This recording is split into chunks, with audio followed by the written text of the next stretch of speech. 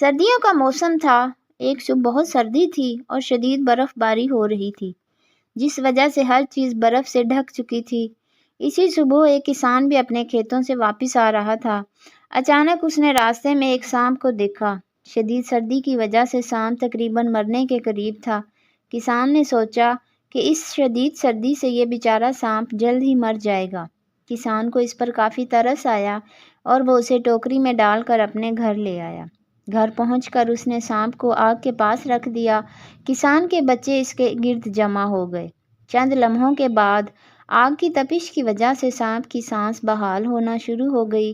کچھ دیر گزرنے کے بعد جب وہ رینگنے کے قابل ہو گیا تو وہ پاس کھڑے بچوں میں سے ایک کی طرف لپکا، کیونکہ ڈنک مارنا اور دوسروں کو نقصان پہنچانا سانپ کی فطرت میں شامل ہے۔